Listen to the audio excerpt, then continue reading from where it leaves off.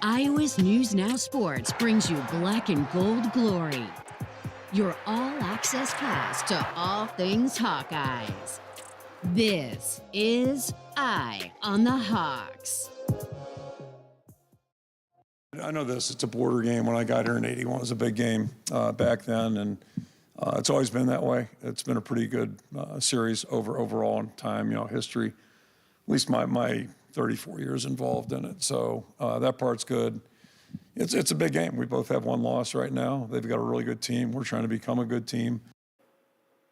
Kirk Ferentz does say he is good to go Saturday, despite the hoarseness in his voice, as he said it is October. Welcome to Eye on the Hawks as we get ready to preview the battle for the Heartland Trophy between Iowa and Wisconsin coming up Saturday, 3 p.m. on Fox. Mitch Fick here with Owen Sebring and Mike Howell. I finally put a note in our rundown to plug social and YouTube channels off the top. It took until Game 7 of the season. Some hosts are slower than others. So be sure to follow us here on Twitter on Eye on the Hawks.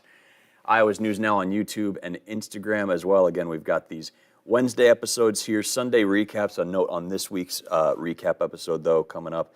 And again, wherever you listen to podcasts, Eye on the Hawks is streaming. Thanks to everybody who's been supporting and everything. And certainly, of course, on this YouTube side, this is where you get all the visual stuff. You get to see us and in our various degrees of wardrobe. I wasn't going to say that, but you took that from the special note, though, for the Sunday reaction pod. This week it's going to be on Monday because of the crossover at Kinnick. I was going to point that out. Yeah, right. we want to get that crossover at Kinnick stuff in there, too. I was going to say various wardrobes, but you took it there.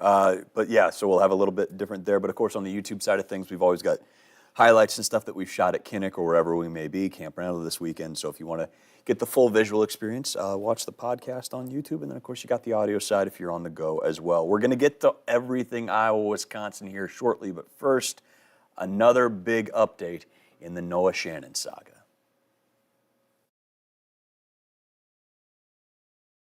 Just recent developments. So Noah has been cleared to practice. Noah Shannon's cleared to practice. I'm not sure what we'll learn or when we'll learn what his status moving forward is going to be, but at least we got him on the field now. He's back on the roster and able to be part of the team as a football player instead of a guy just kind of helping out a little bit. So that's positive, and we'll keep our fingers crossed as we move forward. Noah Shannon is back on the roster and at practice. We've come a long way in 2 or 3 weeks to a point where we were just seeing Noah on the sidelines there, figured 4 or 5 games in the season, all hope is lost, and now we may be just a couple of days, maybe a week or two away from, I think, what we're all kind of expecting at this point now, which is the NCAA is going to change their reinstatement guidelines, and Noah Shannon's going to play football for the Hawkeyes in 2023. Yeah, hard to say when it is that he's going to come back on the field. I don't know if I mean, this was maybe a conversation before the season that we kind of forgot about just with everything that surrounded him with the gambling investigation, but there was some injury in the offseason that he was kind of dealing with, and so Kirk even said that he might have not have even played in those first 3 or 4 games, even if it hadn't been for the investigation. So regardless, he's back and he's healthy now, so whenever Iowa gets completely clear by the NCAA, seems like he's going to be ready to go on that field whenever that time comes. Yeah, they said at the beginning when they initially released, have kind of set in stone guidelines to vote on by the middle of this month, and then we're supposed to have a decision and vote at the end of the month. So he's back at practice already. You figure, not playing this week, obviously, they're still making a decision. Maybe they rush things and make a decision for next week, and he's ready by Minnesota. He's cleared by the Minnesota game. Otherwise, I would think the more likely scenario is that he practices all next week, doesn't play. They get in their bye week, gets all that practice, and he's ready to go, making a season debut on the road at Wrigley Field against Northwestern, which is probably the best case scenario, coming back off an injury, just getting his football cardiovascular endurance and stamina up. Get 2.5, 3 weeks of practice under your belt before you make your debut in some capacity. Listen, this has been far from perfect, and it's been kind of messy. I'd say a lot messy, considering what it's had to cost Noah Shannon in terms of his season, but things are getting figured out, and now that they've got this somewhat of a reintroduction plan, at least seemingly laid out, it seems like as best case scenario as you could ask for, considering the scenario we're in. Yeah, and the great news for Noah is that even if it is the Northwestern game, you've got 4 regular season games, possible Big Ten championship game, possible, I'd say likely bowl game that he could be playing in. That's 4, 5, maybe 6 games that he can have some tape to show NFL teams for the future. I mean, at this point, Iowa's defense we've seen, is still pretty good this year. They can certainly use the help of Noah Shannon, but maybe the biggest thing for him is still seeing him in a Hawkeye uniform, but also thinking about his future, what he's going to do at the next level, getting a chance to get back on the field and show that he still does have it and he can play at the next level. Reps and opportunity. It's all you can ask for in this situation. So certainly we're all waiting to see and waiting to see what we expect is going to happen now with Noah Shannon. But back at practice, back on the roster, both great moves to see for him. We move now to the task at hand and Iowa, Wisconsin this week. Of course, a homecoming, kinda, maybe, for Deacon Hill, a guy who started his college career in Madison as QB 3 or 4, depending on the scenario. But he goes back to a place that he started everything at, and now a little familiarity, and talked about on Tuesday, talking with the media, just about his exit there and his feelings returning to Madison and Camp Randall Stadium. They're going to have wrinkles. They're going to have a new front, something else. Purdue had the same stuff, and that's not a lack of preparation. It's just really, teams are trying to throw something else at us, so we got to be ready for it. And it all just comes down to our fundamentals and our technique. I think there's some change that they brought, but I think there's also a decent amount of the same. Coach London and all of them recruited their guys in, and they're great players. And so I think you got to play to both their strength, like the players' strengths and your own strengths. And so I think they're doing a little bit of both. Do you notice a difference with Jim not there anymore when you watch film, or is it still a Wisconsin defense? I mean, kind of. Obviously, Jim had his whole package of defense in, so I think obviously it's going to be a little different. But they still do some of Jim's stuff, and they brought their own philosophy in.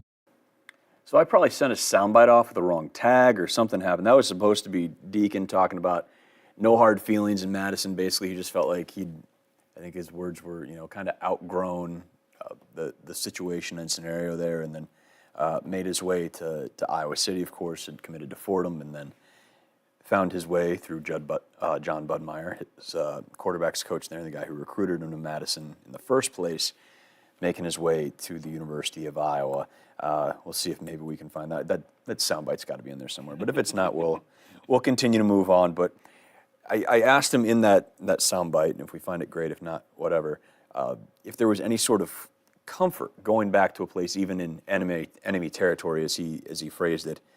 Said, yeah, just the familiarity of going to a place you kind of know, but also maybe on the other side, he didn't say this, I'm saying it now, of just, they know you've been here, and now a little extra incentive for the Camp Randall crowd to maybe get a little more rowdy than they're already known to be, because now I'm sure they can throw on the traitor moniker or something like that and make it, fans aren't always the most logical folks and don't, find those edges like hard to believe. Like everybody can, but going to be certainly an interesting situation, especially Deacon coming off the game he did where he wins, makes some big throws down the stretch, but you're looking for 4 full quarters of performance. I really do wonder how much the fans are certainly going to let him have it as much as they would any opposing quarterback. I don't know if they'll label him a traitor or anything like that, just because again he's a third, fourth string quarterback that most fans didn't even know was on the roster as of last year. People know. I was kind of surprised on Saturday that Tyrone Tracy got a ton of boos when he first touched the ball. Yeah, that kind of surprised me a little bit because I saw the writing on the wall that he was kind of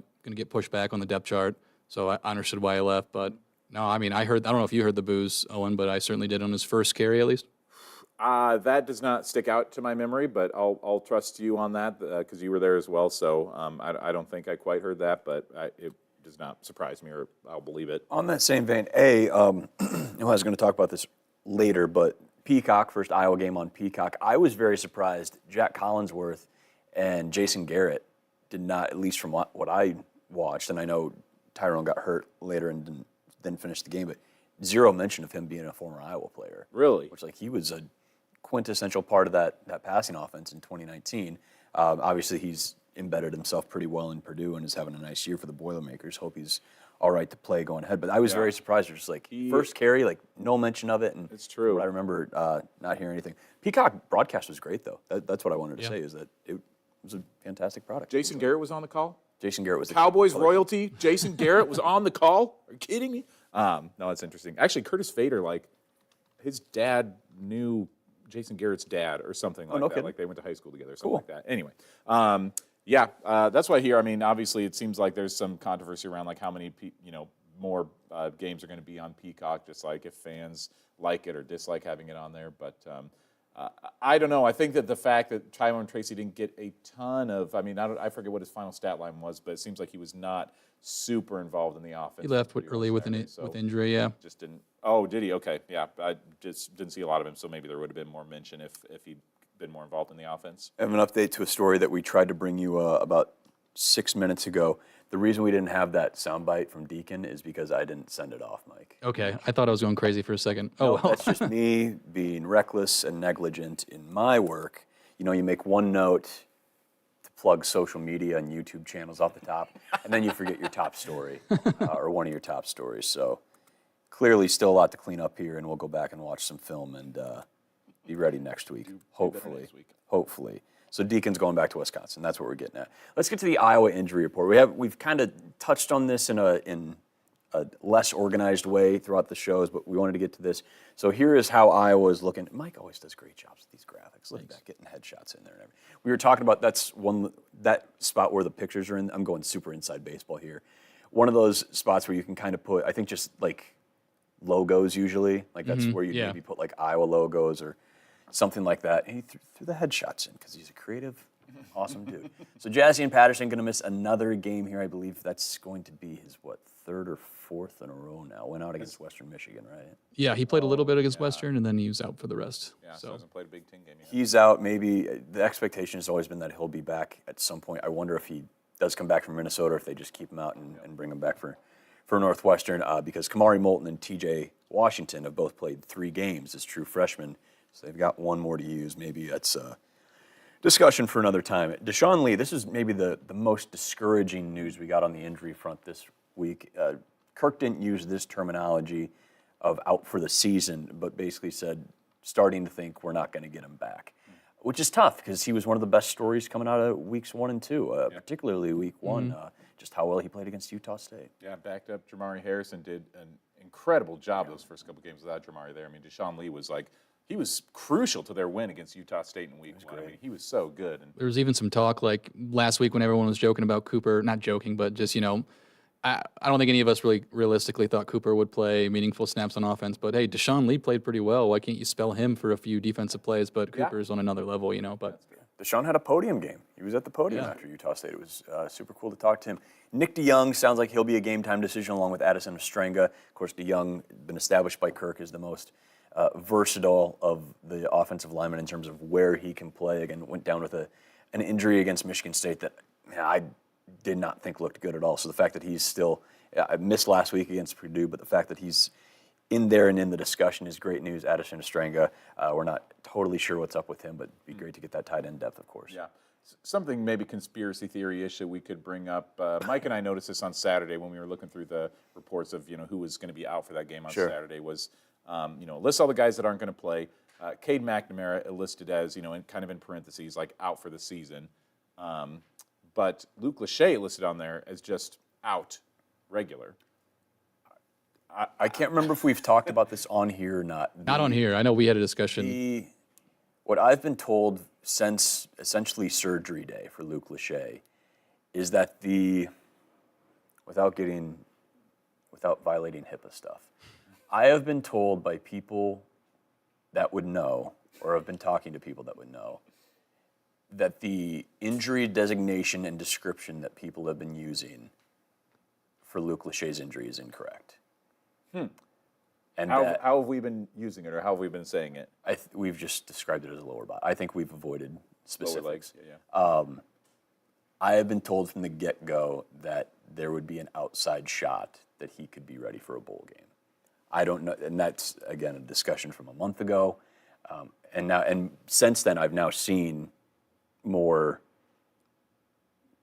finality-ish, that's not a word, more dialogue describing the injury as something that would end the season. Sure. But that's a good observation. Yeah, I've heard from the start that maybe it may be a long shot, but that there's a potential door open for an end-of-year thing. So I don't know that. Sorry, just to confirm, are you saying that you're hearing more that he it's looking more likely that he'd play in a bowl game or less likely that he'd play in a bowl I have game? just heard what I'm comfortable saying is that the description of his injury by the media members describing the injury definitively may not be correct, and that there's maybe an opportunity. Him not being listed definitively in that report is out for the season. That may be accurate. Here's what Owen was talking about, this Hawkeye football notes. They post you brought it up. They post out the injury report 2 hours before kickoff, and Yeah. you can see Cade McNamara out for the season, and then Luke Lachey's down there, and it doesn't have for the season. So we're kind of like, oh, that's kind of interesting, you know. Yeah. Maybe there is a shot. Maybe they're just still kind of bullish. I can't wait for the day that Jacob Bostic is healthy. He's been banged up, I think, since his days at Palatine in high school. If he's healthy, man, he's going to be a heck of a wide receiver. So I really hope he's healing up. Tough to see Ontario Thompson on that list as well. Block punt in that Western game. Yeah. There was one update that kind of, I think Joe Evans touched on it post game, that Chris Reams, 98, has been out all year with a suspension. He either said he's coming back this week or next week. I can't remember exactly which one. I believe he was in a similar boat to Noah from what was out there. Again, we're talking about a bunch of stuff we haven't talked about that we've talked off camera, and I'm trying to respect the process and privacy and all that stuff. But that's where we are on a Conspiracy Corner on Eye on the Hawks. Thanks for joining us here. So we're going to introduce a new segment, so to speak, here in a bit. Before we get into our dissection of Wisconsin. We done sold out, folks. We got ads now on the pod. The great part about this is that these are all local ads. We've got a couple of them here. We'll do one. We'll kind of bookend our Wisconsin breakdown. But, boy, great when you can get a local shop on the ads, on the pod. We got, is it Bauman's? Bauman's, right? Out of Mount Vernon? Yep. Bauman's out of Mount Vernon. Here we go.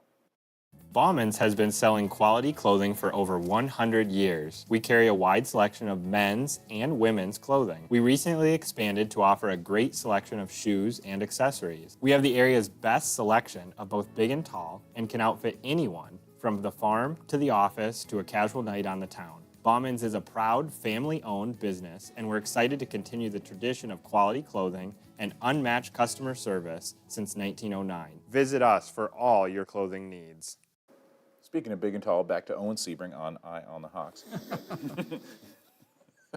Sometimes a fella just needs a big and tall store to Big make thanks sure. Big thanks to Bauman's for being part of the podcast. Again, having local ads in there is pretty cool. Speaking of Mount Vernon, we'll talk about this a little bit as we get into Wisconsin's defensive analysis. We'll start with the offense. You already heard the soundbite. Mike Tressel, the defensive coordinator in his first year at Wisconsin, lived in Mount Vernon for a spell because he is a graduate of Cornell College, where he was a 4-year starter as a defensive back and wrestled there as well. I believe he was a 5-time academic All-American. Super smart guy. He roomed there with Matt Mitchell, who was the longtime head football coach at Grand Valley State. He was a defensive lineman for the Rams, who is now in his first season at Wisconsin, reunited with Tressel as the outside linebackers coach and special teams coordinator. To show you how great of a journalist I am, I covered Matt's GVSU teams for 3 years in West Michigan, and not once did the topic of me being from Iowa and him going to college in Iowa come up at all. Is this going to lead to another conspiracy theory? That's what I'm waiting for. No, I just think it's super cool that college friends are working together. Yeah. And they didn't start their coaching careers, but early in their coaching careers, they were up at Wartburg together as assistants. So just, it all comes back to Iowa. If you're looking, I was talking to our guest that we'll plug at the end of this for our Eye on the Hawks one-on-one, and pointed out the same thing, that no matter if you're living in Wisconsin, Iowa, anywhere in between, there's always kind of a black and gold tie or some sort of old Iowa conference tie going back. Let's get into our analysis of Wisconsin's offense. We'll skip the soundbite. You already heard from Mason and Deacon talking about what they see on the defensive side, so that's the shot we'll skip. We'll go with this soundbite. But here's Wisconsin's offense at a glance. All this preseason hype about the air raids coming in. Luke Fickell's going to change some stuff up. Phil Longo's got his special offense in there. And then you look, Wisconsin's still leading the Big Ten in rushing yards, almost 204 yards a game. Tanner Mordecai, the SMU quarterback, this was the guy that was going to lead the air raid. Wisconsin's going to be going 4 wide, throwing it all over. 1,000 yards passing, 3 touchdowns, 3 interceptions. 4 rushing touchdowns. I believe he's run for about 150 yards on the ground. And the scramble is really what's working for him in this offense as well. Braylon Allen, still there, still a stud. 427 rush yards, 6.5 yards a carry, 7 touchdowns. He's fifth in the league in rushing yards. Chaz Narusi, I believe his name was. Shame on me. Ches Malusi. Ches Malusi, boy, just, You were just a few consonants away. I'm still hung up on the fact that I couldn't send off a sound bite. That's one of the first things on this. Ches is out for the year. Ches Malusi was hurt against Purdue. Was having a really nice year. He is still technically 10th in the league in rushing, despite missing the last couple of games. So, wishing all the best for him in recovery. But that's Wisconsin still running the football really, really well. Iowa and their defense know what they're in for. It is interesting to note as I kind of look through Wisconsin's. Sorry. Can we go to the soundbite first? Oh, sorry. Not totally different. I'd say they're still pretty big and physical up front. They'll still get into those heavy formations and run the ball, downhill. But they also spread it out more than they have in the past, I think. So it's kind of a mixture of both. I'd say it's a little bit different than what they have been. But there's still some of those same things. You've gone against a few mobile quarterbacks now this season. Yeah. What's Mordecai? Yeah, I know you're tired of it. What's Mordecai bring to the table? A lot like the Purdue quarterback. Guys who are able to leave the pocket. We know that they want to get the quarterback out in space, so making sure that we just control the line of scrimmage and leverage the football, like Coach Parker always says. So we have a game plan for him, and on tape he's done a great job just being a competitor. You can tell he's a competitor and definitely a team leader for them. And now we get to the curious case of the Michigan or the. Can we punt this show, Wisconsin? Somebody get the regional Emmy committee on the phone because we have got an Emmy-worthy podcast. Trophies don't mean anything anyways. 247 pass yards allowed per game by the Badgers secondary. That is tied for last in the Big Ten with Nebraska, I believe, off the top of my head. But they've also faced more pass attempts per game than any other team in the league, which maybe is why they are tied for the Big Ten lead with 8 interceptions. Ricardo Hallman has 4 of those. Hunter Wohler at safety, 50 tackles, leading tackler for the Badgers. He's got 2 picks, 3 PBUs, 3 for Ricardo as well. So now let's get into our analysis of Wisconsin. An Iowa passing offense that has struggled. I can't believe nobody's talked about this at all and made no wild associations about wide receivers and whatnot. Is this maybe an opportunity for Deacon Hill, assuming he's a little more accurate? Because it wasn't like passes weren't being batted away against Purdue. He was just working on that touch. Is this an opportunity? You look at those numbers of maybe not the interception numbers, the fact that they're giving up almost 250 through the air, and that, boy, if Deacon's on and is shaking off the jitters, that maybe he's in for an opportunity going back to his home stadium. Not gonna lie, this battle intrigues me the most, and maybe that's because I'm a little bit of sicko at heart. One of the worst Power 5 passing attacks in all of college football, and then we've got the Big Ten's worst passing defense, and maybe it's a get-right game for Iowa. Who knows? I mean, like you said, Deacon, I was rewatching some of his throws that he missed, and I wonder if some of them were overthrows on purpose because he was in double coverage, didn't have, saw a lineman coming, wanted to get the ball out, He never really put it in. There was, I think we talked about maybe 2 Yeah. instances where he put it in danger, but again, the pick was off not, Seth's yeah. hands. Should have been a Had catch. that one down by the line, or down by the goal line where it went off a defender's hand. But other than that, these were, you chalk them up as throwaways. Now, do you want 10 throwaways in a game? Ideally not, but Better than a sack. The ball wasn't in danger. Yeah, there we go. Yeah. But yeah, the completion percentage and the accuracy on some of the throws needs to improve from Deacon, and maybe this is just what the doctor ordered against this last in the Big Ten passing defense. Which, yeah, it's shocking to say that we're saying that a Wisconsin defense has holes in it. I mean, this is not a Wisconsin team that we're used to talking about that with. There's also some, I think, promise if you're Iowa's defense when you look at the Wisconsin offense, because as much as they have a lot of talent there, they are not exactly deep on the offensive side of the ball. Looking at the running game, Braylon Allen, obviously great. He's going to become the 14th Wisconsin running back to reach 3,000 career rushing yards, more than any other Big Ten school in terms of 3,000 rushing yard backs. But after him, Braylon Allen, 472 yards this year. Ches Mazzulli, he's out now. Tanner Mordecai has 153 yards on the ground, and then they have just one other guy who's carried the ball. So essentially, they have 3 guys who have registered rushing stats, whereas Iowa has now 3, 4, 5, 6, 7, 9, 10, 11. I mean, in terms of depth, they've got a way deeper backfield, and even receivers. I mean, they've got 3 receiving touchdowns this entire season. Like, again, this is not the air raid team that we thought we were going to see this season. I imagine they're really going to hammer it on the ground against Iowa because of what the Hawkeyes bring to the table in the secondary, but maybe not as deep of a team as we're used to seeing. They remind me, at least the Mordecai Allen duo, a lot of Noah Kim and Nate Carter with Michigan State because, again, Noah Kim's a guy who moved around, and unlike Hudson Card, who kind of had that, was not going to cross the line of scrimmage. He wanted to make those plays in the pass game, whereas Noah Kim we saw would tuck and run and had a decent amount of success with it.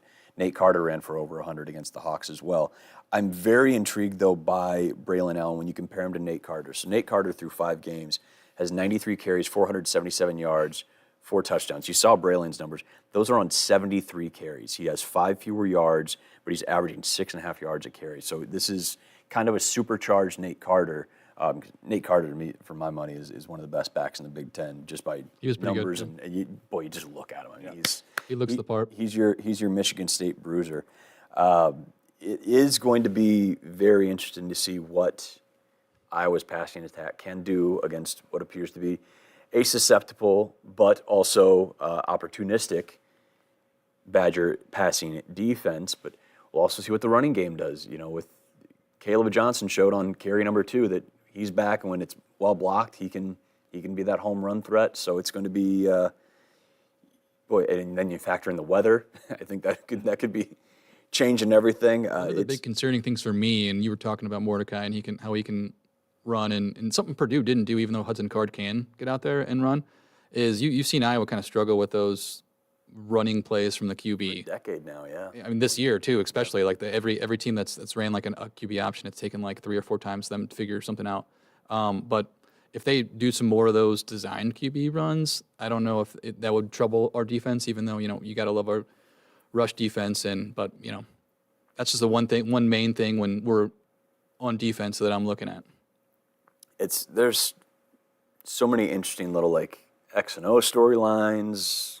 Obviously, Deacon going back. It's another intriguing chapter in the Iowa-Wisconsin rivalry. Why wouldn't you want any more of that? So we'll see how it goes, and we'll get into our picks here in a little bit. First, it's another ad break. We continue our local sellout, by going up to Delaware County. Better sleep means better morning. Start your morning waking up on a Restonic mattress. At Corcoran Furniture, we are Delaware County's largest Restonic mattress dealer. We have great prices on Ashley Furniture and the largest selection of Restonic mattresses, featuring the Marvelous Middle, giving you more support where you need it so you can sleep soundly. And it's made for you right here in Iowa. So if it's a crossword, coffee, or the morning news, let Corcoran Furniture help you start your morning off right. Visit Corcoran Furniture in Manchester or shop online at CorcoranFurnitureManchester.com. Thanks to the folks in Manchester for that. Before we get into our picks, we got to talk about Jay Higgins, because history for a guy who has just been fantastic all year. His first career collegiate interception on Saturday against Purdue. Talked to him about this on Tuesday. His only other experience in the intercepting realm was 5 years ago in high school. Here's Jay reliving the glory days. Your bio on the website said you had a pick 6 your junior year of high school, and that's the only interception it points out. Was that your only interception in high school? Yeah, I mean, they tried to stay away from me. But I think, somebody tipped it. I think it was Joe Strickland. He plays DN for Purdue. I think he tipped it, and I took it back after a tip. So they didn't even throw it my way. I kind of just went to go get it. How far was it? That far? Wow. You can tell I peaked in high school because I remember the voice. I mean, it was what, like 2018, something like that? Yeah, it was like we were on the 30-yard line, something like that. They were 30. There you go. It was nice. So congrats to Jay on glory days. Looking for a moment 5 years in the making. I couldn't believe that. I mean, again, linebacker in high school, linebacker tight end, but I'm like, man, guys all over the field. He couldn't have run into a couple more interceptions, but such a cool thing there. And for him to get it against a Purdue team that I believe he said didn't recruit him or didn't offer him at least. Like you knew wild, he had that one circled for a while. Yeah, and as you brought Jay Higgins' name up and he talked about peaking in high school, just looking at some of his stats this year, he's moved up even on the chart in terms of total tackles, nationwide leaders. 74 tackles, 12.33 tackles per game, still leads Power 5 players. He's third overall in the nation, only a couple behind a kid from UTEP, but the national leader, Jason Henderson from Old Dominion, 92 tackles, 15 tackles a game. That's a hell of a stat line. Good numbers if you can get them. But Jay Higgins still, I mean, his tackling numbers are just bananas. And, I mean, yeah, still got half a season. It seems like every play we're out there where, I got a still camera or whatever camera we're shooting the game, it's just like, oh, there's another Jay Higgins tackle. Oh, there's another, or Nick Jackson, Yeah, and boy, you heard him when I brought up the fact that they played a lot of mobile quarterbacks and he's made those tackles. He's going to have to go up against at least one more this week. You heard the sigh and the laugh from him, but that's just how the game goes. They're moving around, and Jay Higgins has done a heck of a job being able to do that. So let's get into our picks here. We've expanded a little bit to basically include the whole Big Ten this week since we're getting to a lot of buys. So we just need volume here. We need me to be able to get to 20 losses quicker. So that's what we're going to do. We're going to get through this. We'll start with the first game, or one of the 3 11 o'clock kicks on Saturday going in. To week 7 now in the Big Ten? Yep, week 7. Week 7, week 8 as we get into the buys and all that. We start with Indiana at Michigan, the number 2 Wolverines coming off that big win at Minnesota. They are 33.5-point favorites. Wild spread for a Big Ten That's game. our first game on Fox, 11 a.m. kick from Ann Arbor. 33.5. Dang, that's a heck of a big number, 33.5. Gosh, after what Michigan did to Minnesota, though, I suppose it shouldn't be surprising to us. I mean, they really whooped up on Minnesota for a long time. Couple pick sixes for that Wolverine secondary. Ooh, Indiana is 2-3, I think. Is that right? Probably should be 1-4. They almost lost to Akron. Yeah. I'll pick the favorites. I'll pick Michigan to have another big spread in this one. Yeah, I'm going to go Michigan too. I just think they're playing like one of the best teams in the country right now, and I don't have a lot of faith in Indiana. So Michigan just looks better and better every week. I mean, Joel Klatt describes them in his podcast, and PJ Fleck quoted it in his post game. They're a boa constrictor. That they're going to do what they do, and there's nothing you can do about it. At the end of the day, you're just going to suffocate. Definitely far off on our. I mean, I feel like on our preseason predictions, we were like, Michigan maybe taking a step back this year. I think maybe I had them second. Ohio State Ohio State again really impressive in the second half against Maryland. But boy, yeah, Michigan still Michiganing. That November 25th game, Ohio State Michigan. Holy smokes! It's going to be just the latest chapter in that. Speaking of the Buckeyes, they are on the road this week, 19.5-point. You take favorites. Michigan? I got to check. Oh, okay. Michigan cover. Michigan cover. Call them a boa constrictor and the Hoosiers to cover. Ohio State, 19.5-point favorites at Purdue. Of course, Purdue coming off the loss at Iowa. Ohio State, again, a comeback win over Maryland. It probably as impressive of a win as maybe Ohio State's had all year. That's an 11 p.m. kick on Peacock. It's funny you mentioned Ohio State, and I agree with you that they impressive second half against Maryland. Which is wild saying the Notre Dame game. Yeah. That's not but it is. When I was doing research for these picks, I was just going across some different web stories, and I saw one from a blog from Ohio State who was claiming Ryan Day should be on the hot seat because of that win. And I'm just like, the perspective of being an Ohio State fan. With that being said, I do think Ohio State actually covers this week. I don't really think Purdue's that great. Yeah. So I'm just going to go with that. I am actually going to take Purdue to keep it a little bit closer. I could see it maybe being like a 15-point final margin, something like that. Again, Ohio State we say it all the time, but like potential game where they're like, maybe overlooking Purdue a little bit, so I'll keep them close. It's not full-on Kinnick magic in West Lafayette, but Purdue at home is always an interesting take. We'll see if Tyrone's back, but Hudson Card, we talked about this Sunday, just tough. I mean, that dude was banged up, getting banged around, and finished the game in Iowa City. Would love to see him tuck and run a little more. I felt like he maybe tried to play hero ball in the behind the line of scrimmage a little too much. I think Ohio State's found something really good. I think McCord's settled on his own. So despite all of what I just said, I think I'm going to take Ohio State to cover just because Ohio State's starting to look like Ohio State again, and that's bad news for the East as they get in October and November. Final 11 a.m. game. This is on BTN. Michigan State hits the road to Piscataway. Rutgers, a 5.5-point favorite over Sparty at home. This is an interesting game. I was just reading that Michigan State might make a quarterback change. They might go away from Kim. Yeah. Wow. So Harlan Barnett, their coach, said he was keeping it close to the vest. He says the players know, he knows, but he wants to do a little Bill Belichick. And they might go to their backup, who I'm blanking on his name because he hasn't played much. I think I like Noah Kim. He's thrown a lot of picks though this year, and after the bye week, he threw 3 against Iowa. Is that right? Yeah. Threw a lot against, I think 3 or 4 against Maryland. I think Rutgers, this is a get back game for them. They played a couple of tough games and don't look to be too bad this season. So I'll go with Rutgers to cover. Michigan State's coming off a bye week, so you'd imagine are well rested. But Rutgers, boy, they kept it close with Wisconsin even. It almost should have been closer. They threw a pick 6 like in the last possession of the first half, and it was 10-0, and they were on the 5-yard line. They could have scored and made it a 1-score game, and then it was 17-0, and scored late, but yeah. Nobody walks into Piscataway. I'll take Rutgers. Yeah, I'm going to do this again. I like this Michigan State team too, but Rutgers, from that first game against Northwestern, they just have a system this year, and Gavin Wimsatt's been really nice. I mean, when Rutgers comes to town in a couple weeks for Iowa, they're going to be an interesting matchup for sure. But yeah, I'll take Rutgers at home over Michigan State again. 5.5. I'll do it. Watch Sparty switch stuff up, and Nate Carter will have a game of his life and do that. Now to something completely different. UMass on the road at Penn State. The 6th-ranked Nittany Lions are 42.5-point favorites over the Minutemen. 2:30 kickoff on BTN. I believe you remember my feelings about Northern Illinois. We might need to recycle that for UMass. DeKalb remembers your thoughts on Northern Illinois, yeah. This is a team that is, I don't know if y'all are big Ryan McGee fans who writes about the bottom 10 every week in college football.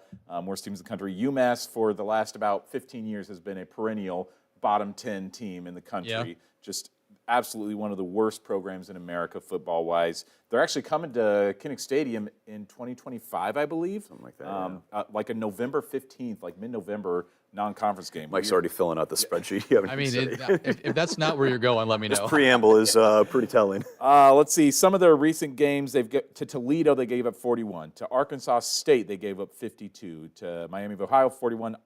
Auburn, I mean, yes, but 59 points they gave Auburn's up. the only one that's covered that spread. Yeah. But, dang, UMass just stinks to high heaven as a football program. Let's send it to Penn State. I was going to pick UMass only for this reason. I don't know much about them, and that changed my mind because I was like, I'm not even going to look this up. Penn State plays Ohio State next week, and that, clear look-ahead game, I figure, why do they need a risk injury? Maybe they'll win, 35-10 or 45-7. They let, the third stringers are playing a lot. That was where I was going to go. But if they're that bad and I trust Owen, then I'll just take the high spread. Boy, I'm going to get you in trouble here. I'm going to assume it's a 42-0 final, and I'll take UMass to cover. If that happens, you got to make that bet. give a little respect to back in the men what they're doing there. Oh, Lord. Capital M in Mass. Sorry, I'm a stickler for that.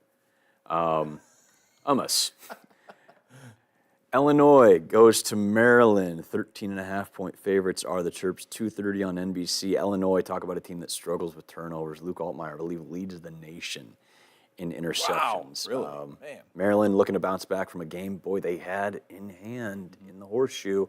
First loss of the season. They weren't ranked somehow at 5-0, obviously not ranked now, but can they beat Illinois by 2 touchdowns?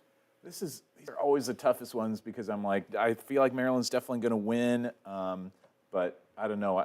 How many get-right games can there be for underdogs? I worry that that Ohio State game, sometimes you see these programs that really play well, surprise a lot of people, and then they take one loss, and it's just kind of a downhill slide where they just lose all that momentum. And I could almost see that happening in Maryland, but I'll keep a little bit of faith in Tonga Vailoa, and I'll say Maryland covers this one. I feel like Illinois we're always so picky about what they're going to do to us, but let's take Maryland for me this week.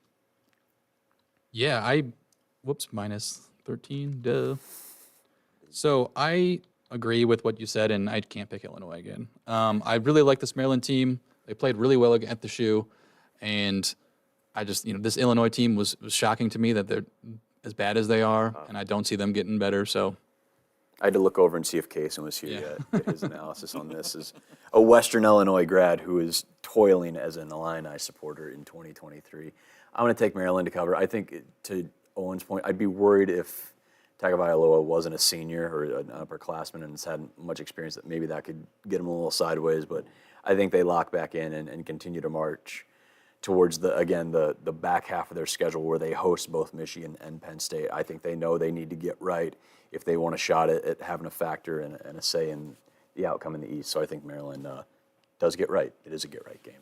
And finally, turning back to Fox at 3 p.m., Iowa visits Wisconsin in the latest rendition of the battle for the Heartland Trophy. The Hawkeyes are 9.5-point underdogs. I believe this opened up 7.5 on. I saw 6. Was it 6 on yeah, Sunday? On Sunday, and then it moved. It's moved in the direction of the Badgers. What do we think? And maybe let's have some fun. One key to the game that's not weather-related, because that's going to be a factor. Yeah. Going back to our preseason predictions, game by game that we did a breakdown, are we all perfect so far? I feel like we had almost identical picks for the first 6 games. I don't think anybody's missed it. You guys had Iowa State winning the Cy-Hawk. I don't think I believe. did. One of you, somebody did. Okay. I believe you guys had them 4-2, and had them both finishing 9-3. I think I picked them for 3 losses. Penn State, Wisconsin, and Minnesota were the 3 that I picked. I believe. I thought I had them losing to Illinois and maybe Wisconsin. Really? Okay. Anywho. But yeah, it could have been Iowa State too. That's all to say that, we've been, Iowa has kind of had the season that we've expected them to have so far. I feel like when we look back to as they're halfway through the year, I would say that their offense has definitely underperformed even compared to what we were hoping for this season. Defense has been about what we thought they'd be. And I don't think that is going to change this week. I think that Wisconsin is a better team. I think that Wisconsin does win this game, but I could see Iowa keeping it within 9.5 points. Your next question, though, as far as a key to the game, I think it's going to be Iowa's rushing game to see if Caleb Johnson can carry that over, that big momentum from a huge game that he had last week, if that was an anomaly or if that's something that he's going to provide to that Iowa offense every week to see if he can put up those numbers again against Wisconsin. I think the key to this game, and I mean, we've been talking about it, everyone's been talking about nonstop, is the passing game. It's one of the worst in the country, and the amount of targets and catches the receivers can get, and to your point, Owen, if Iowa wants to run the ball, I think they need to establish really that they're gonna challenge this really bad Big Ten pass defense. Mm-hmm. And if they can get some balls into Deontay Vine's hands, into Seth Anderson's hands, and Nico Raghini's hands, and obviously Eric All is going to get his because that's just the way this offense works through the tight end. But I'd really like to see them test that secondary, and hopefully, Iowa will come out swing in the passing game, and then I think that would open up Keegan in this rush defense, which isn't that bad. So if Iowa just goes in and runs straight at Wisconsin, I don't think it's going to turn out very well.